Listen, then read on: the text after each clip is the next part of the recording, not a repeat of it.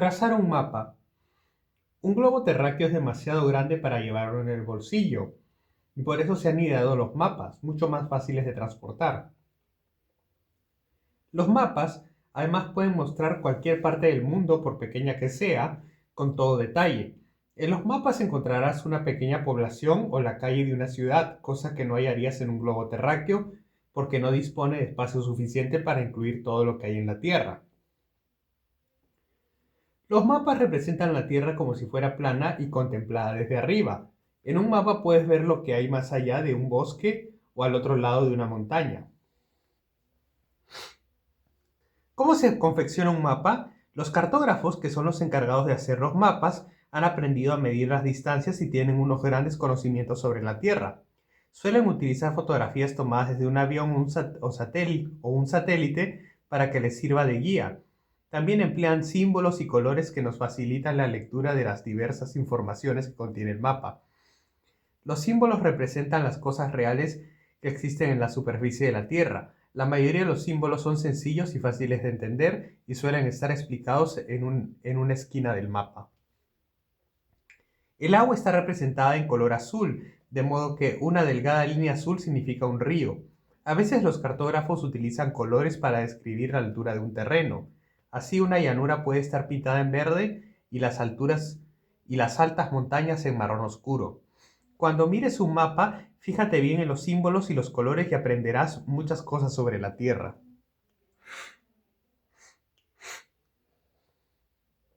En el Reino Unido, como en otros países, existe una oficina gubernamental encargada de confeccionar los mapas oficiales de aquel país. La información de los mapas está siempre actualizada. A la izquierda, la información de un mapa elaborado con datos suministrados por un satélite es almacenada en una computadora.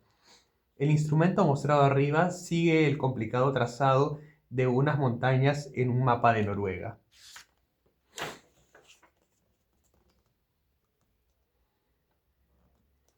Explorando los mares.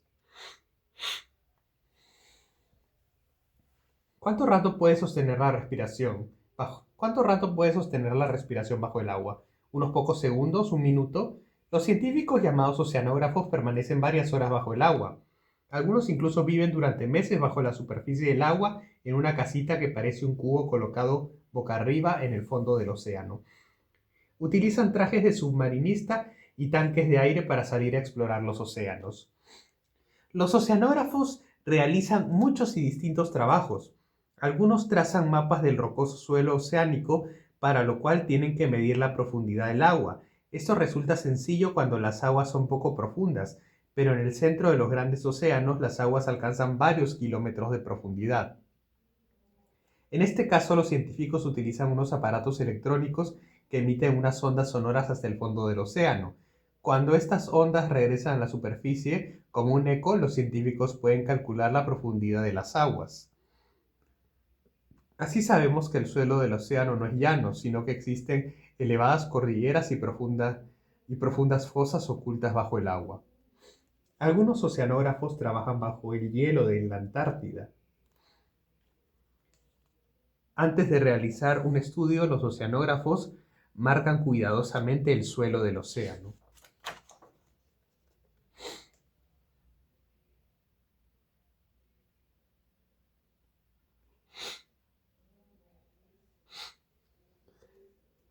Predicción del tiempo. Todo el mundo observa el tiempo que hace, pero nadie, ni siquiera los meteorólogos, saben con exactitud si mañana hará mucho calor o si lloverá la semana que viene. Los meteorólogos son los científicos que estudian el tiempo y lo predicen, pero a veces se equivocan en sus pronósticos porque el tiempo puede variar muy rápidamente.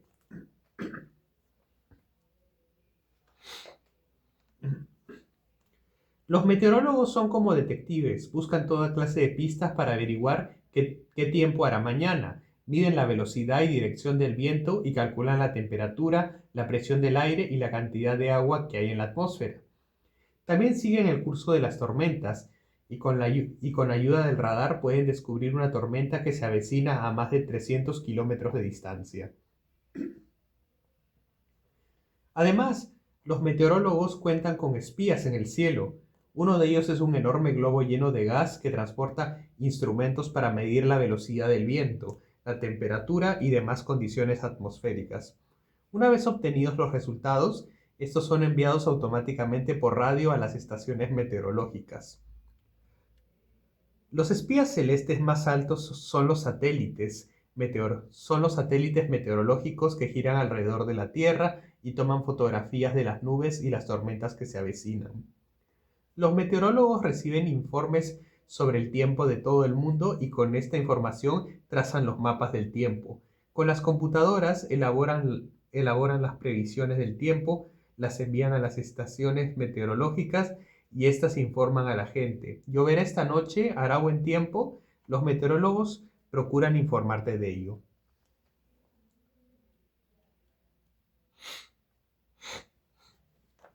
Un meteorólogo estudia la información registrada en un banco de computadoras. Los meteorólogos colocan diversos instrumentos para medir la velocidad del viento. Este globo de gas, que puede elevarse a más de 40 kilómetros, va equipado con suministros para medir el tiempo.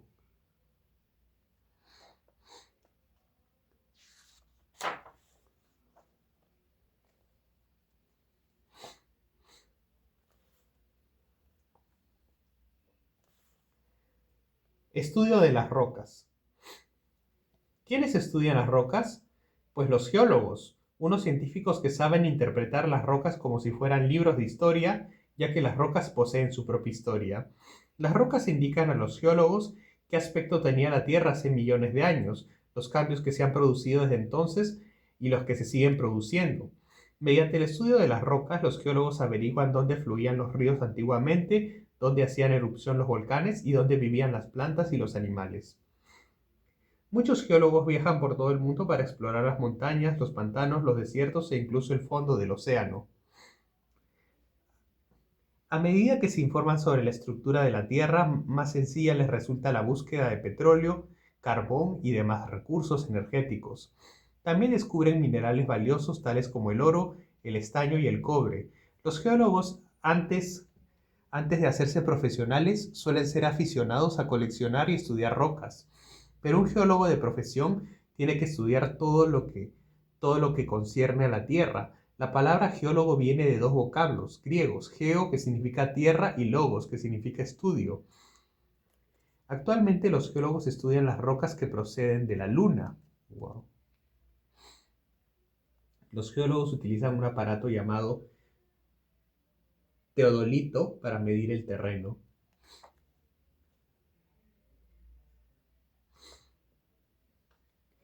Esta máquina perfora la tierra y extrae muestras de roca para que las estudien los geólogos.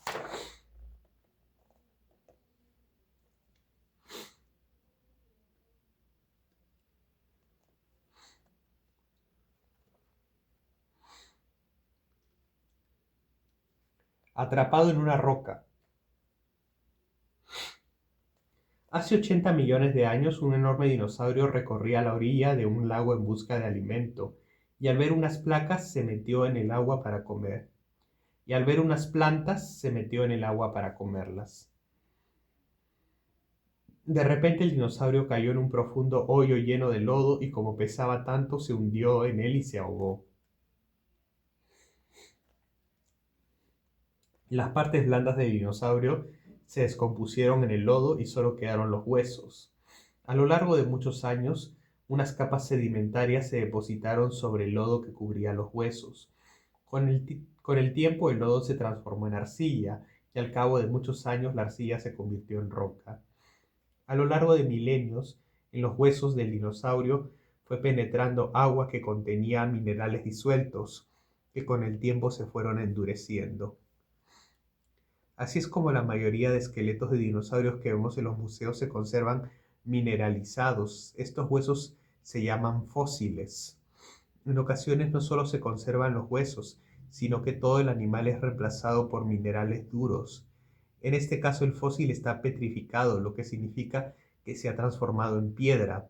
Así ocurre con algunos árboles que perecieron y quedaron sepultados en arena o lodo. Los árboles murieron hace unos 190 millones de años y sus troncos se transformaron en una roca llamada ágata. Un grupo numeroso de estos troncos forman un bosque petrificado. Así se convierte un esqueleto en fósil. El cadáver del dinosaurio se hunde en el lodo.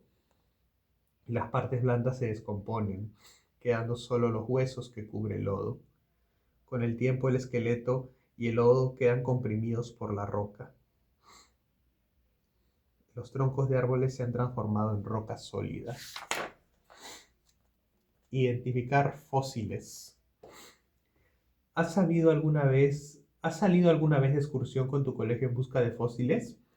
Quizás hayas tenido la suerte de hallar uno, pero ¿sabes cómo se llama y cuándo vivió? Para ayudarte a averiguarlo, he aquí unos dibujos de fósiles que puedes encontrar. Braquiópodos. Estos animales tenían dos conchas, una mayor que la otra, la cual les daba una forma similar a una lámpara de aceite. Moluscos. Estos animales tenían dos conchas, ambas de idéntico tamaño y forma. Las dos conchas de estas criaturas eran de forma y medida diferentes.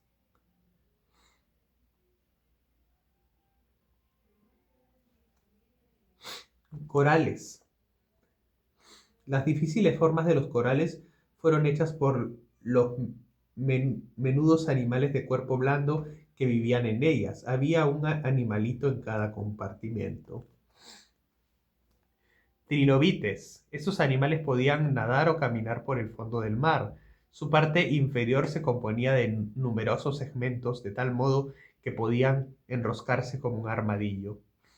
Erizos de mar. Son muy parecidos a los erizos de mar actuales. Tenían caparazones redondas o en forma de corazón.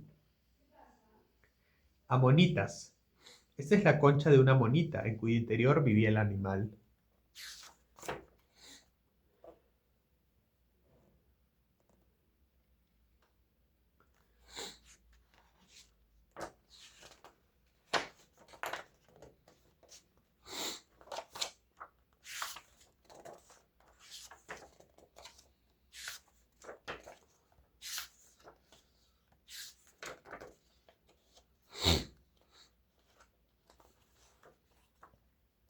El carbón. Casi todas las rocas se componen de minerales, unos cuerpos que no están vivos ni lo estuvieron nunca. Pero existe un tipo de roca que no se compone de minerales. Se trata del carbón, una roca negra y reluciente hecha de plantas verdes. Hace millones de años la mayor parte de la superficie terrestre era caliente y pantanosa. Árboles de curioso aspecto y gigantescos helechos cubrían buena parte del suelo. Cuando estas plantas perecían, caían y se hundían en el lodo. Con el tiempo se fueron acumulando y formando una espesa capa de plantas muertas que a medida que se descomponían formaban una materia densa y marrón llamada turba. Una parte de la tierra comenzó a hundirse. El agua fluía arrastrando lodo y arena que cubrían la turba. Sobre la turba se acumularon toneladas de agua, lodo y arena, comprimiendo la turba hasta que se transformó en carbón. Transcurridos varios millones de años, la superficie de la Tierra cambió nuevamente. A medida que los continentes se separaban, algunas zonas que habían estado cubiertas de agua se secaron. Las capas de lodo y arena se convirtieron en roca y las grandes masas de carbón quedaron sepultadas bajo roca. Hoy en día, los mineros extraen de las tierras el carbón que utilizamos para calentar las casas, escuelas y otros edificios. El carbón sirve para producir el vapor que hace girar las grandes máquinas que fabrican electricidad para obtener calor, luz y fuerza. Así que cuando quemamos carbón, en realidad quemamos unas plantas que vivieron hace muchos millones de años. El carbón se encuentra en unos estratos llamados filones, comprimidos entre varias capas de otra roca. Cuando se extrae el carbón es preciso apuntalar la roca para impedir que se derrumbe. Este filón es muy grueso. Una máquina vierte el carbón en una vagoneta.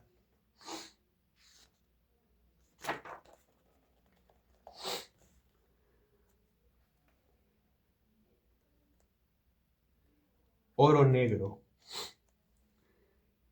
El aceite con el que engrasas tu bicicleta y la gasolina que tus padres echan en el depósito del coche proceden de la corteza terrestre. Ambos productos se originaron como un líquido negro y espeso que fue hallado en grandes yacimientos entre capas de roca. El petróleo no es un mineral. Al igual que el carbón, se compone de unos elementos que estuvieron vivos. El petróleo se encuentra en unas zonas donde hace millones de años hubo mares y océanos. En la orilla de esos mares vivían pequeñas plantas y animales, y al morir estos, sus restos se hundieron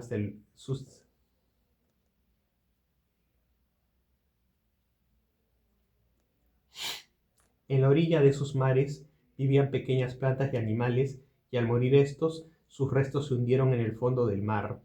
Durante muchos millones de años, billones de esas pequeñas criaturas se fueron acumulando en grandes depósitos. Sobre estos depósitos se acumularon unas espesas capas de arena y lodo. Con el tiempo, el peso del agua y el de las propias capas hizo que éstas se comprimieran. Según los científicos, el calor y el peso de la roca sobre los depósitos de plantas y animales muertos transformaron sus restos en petróleo.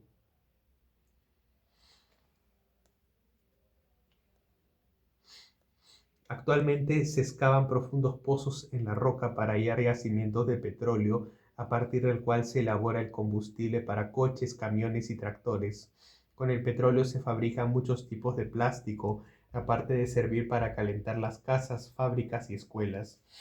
La palabra petróleo proviene de dos vocablos latinos que significan aceite de roca,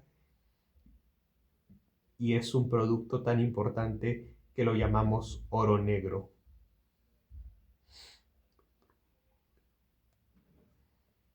A menudo se forma una balsa de gas sobre un yacimiento petrolífero subterráneo. Petróleo, gas, capas de roca.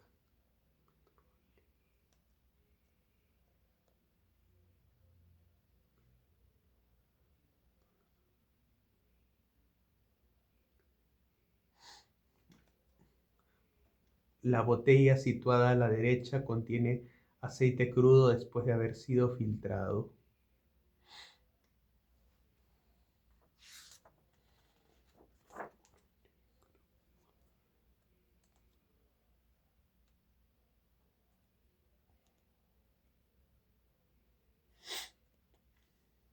Hallar petróleo. Quizá creas que los geólogos que estudian las rocas solo trabajan en tierra firme. Lo cierto es que a veces lo hacen también en el fondo del océano para hallar petróleo. Uno de los sistemas que utilizan consiste en hacer explotar una carga de dinamita bajo el agua. Las ondas emitidas por la explosión llegan al fondo del mar y rebotan sobre las capas de roca blanda. Unos aparatos llamados sismógrafos se encargan de registrar las ondas una vez que regresan a la superficie. Entonces los geólogos analizan las líneas onduladas registradas por el sismógrafo para averiguar qué tipo de capa de roca yacen bajo el lecho del mar y si existe la posibilidad de hallar petróleo.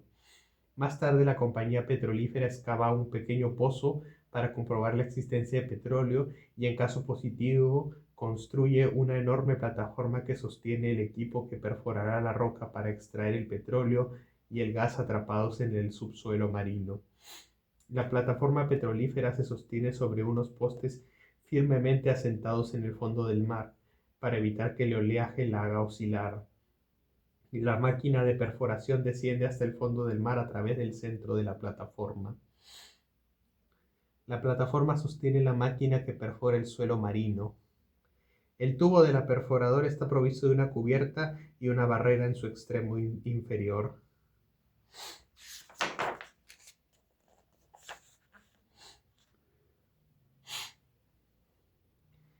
La sal de la tierra. Si te encontraras en un barco en alta mar rodeado de agua y tuvieras sed, no podrías beber un sorbo de esa agua porque es salada y te produciría más sed. El mar es salado porque los ríos transportan sal hasta él. Todos los ríos que fluyen por las laderas y los suelos inclinados arrastran toneladas de tierras que llevan minerales, entre los que se encuentran varios tipos de sal que llegan con las aguas del río hasta el mar. Los ríos llevan sal a los océanos desde hace millones de años y actualmente el mar contiene suficiente sal para cubrir toda la superficie de la Tierra con una capa de cientos de metros de espesor. El sistema más sencillo de obtener sal es extraerla del mar. Para ello es preciso bombear el agua salada a unos estanques o embalses llamados salinas. Aparte de la sal, el agua contiene otros minerales y cuando estos se han depositado en el fondo, el agua salada es bombeada a otros embalses. Una vez que el agua se ha evaporado por la acción del viento y del sol, la sal queda depositada en el fondo. La sal que queda depositada en el fondo es prácticamente pura. Todos necesitamos tomar sal para mantenernos sanos. Gran parte de la sal con que aderezamos los alimentos proviene de un mineral llamado sal gema. En la corteza terrestre existen grandes depósitos de sal gema que una vez extraída es triturada para que pase por los agujeros del salero. La sal gema forma unos cristales cúbicos y por más que la machaquemos casi siempre se rompen cristales de igual forma. El modo más sencillo de obtener sal es extraerla del mar. Tan solo se requiere mucho sol, agua de mar y espacio para las salinas. Estas que se ven aquí se hallan en Lanzarote, en las Islas Canarias. Sal de mesa vista a través de una lente de aumento. A medida que el agua de mar se va evaporando, es bombeada a recipientes cada vez más pequeños.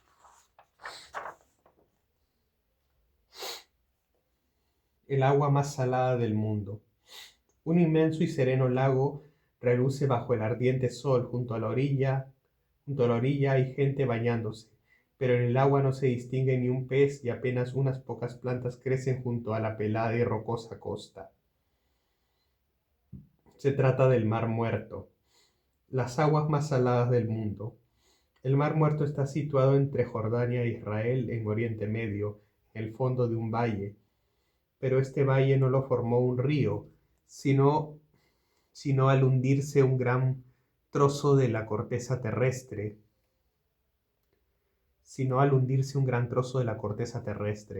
El terreno quedó sumergido a tal profundidad que las costas del Mar Muerto se hallan a casi 400 metros por debajo de las costas del Mediterráneo. Las aguas del Mar Muerto son unas 9 veces más saladas que las del océano. En su extremo sur se extienden unos 100 kilómetros de charcas poco profundas donde acude la gente para obtener sal y otros minerales del agua. Una vez que el ardiente sol ha evaporado el agua, quedan unos gruesos depósitos de sal. El Mar Muerto contiene gran cantidad de sal, que forma gruesas capas cuando el agua se evapora.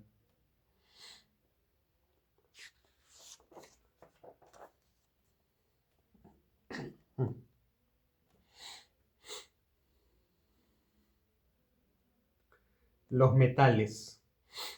Agujas y rascacielos, tijeras y buques de vapor, automóviles y trenes, nada de ello podría fabricarse sin un mineral llamado hierro. El hierro existe en casi toda la corteza terrestre, aunque normalmente aparece mezclado con otros minerales. Al calentar estos minerales, el hierro brota como un espeso líquido. Cuando se enfría, el hierro se transforma en un metal duro, negro y de aspecto mate. Todavía se fabrican muchas cosas de hierro, tales como verjas y piezas de motores, pero buena parte del hierro que se extrae hoy en día es mezclado con carbono y otros materiales para obtener un metal más duro y resistente llamado acero. Desde hace miles de años la gente extrae cobre del suelo, por lo que en la actualidad queda muy poco cobre puro. La mayor parte del cobre que se halla hoy en día está mezclado con otros minerales. El estaño es otro metal que la gente utiliza desde hace mucho tiempo.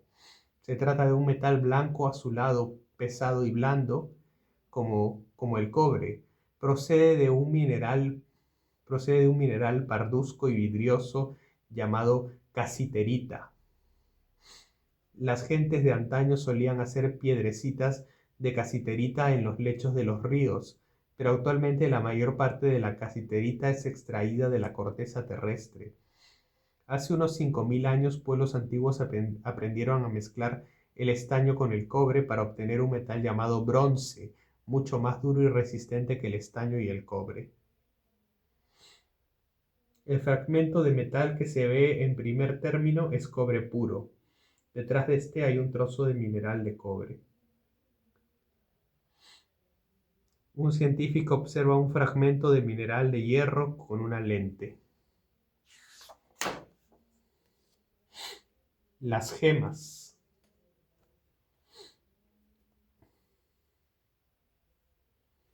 Las gemas brillan y centellan. Las coronas de reyes y emperadores estaban cubiertas de gemas y las personas ricas se adornan con ellas. No son más que piedras, pero tan bellas y difíciles de hallar que se denominan piedras preciosas. Entre ellas se incluyen los diamantes, los rubíes, las esmeraldas, los zafiros y los ópalos. Los diamantes se encuentran sepultados en roca ígnea en el interior o junto a volcanes apagados. Cuando se extraen de la tierra presentan un aspecto deslucido y grisáceo, pero una vez tallados y pulidos emiten un bello fulgor. El diamante es el material más duro que existe en la corteza terrestre. Solo un diamante puede rayar otro diamante. Generalmente se utilizan para fabricar herramientas para cortar y pulir. Solo los diamantes más grandes y perfectos se convierten en joyas. El corindón es un mineral muy común que suele aparecer unido a otro tipo de rocas. Cuando un corindón contiene una pequeña parte de titanio o cobalto, se convierte en una piedra translúcida y azul llamada zafiro. Si un corindón contiene una parte de cromo, se convierte en un rubí rojo oscuro. El berilo es un mineral que se encuentra en grandes depósitos de granito caliza. Cuando se mezclan una pequeña parte de cromo y otra de berilo, se forma una bellísima piedra de color verde oscuro llamada esmeralda.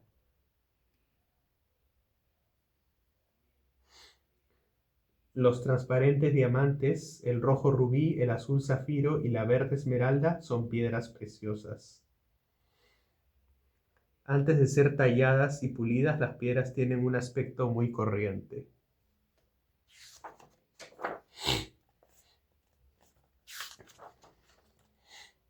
Colección de cristales.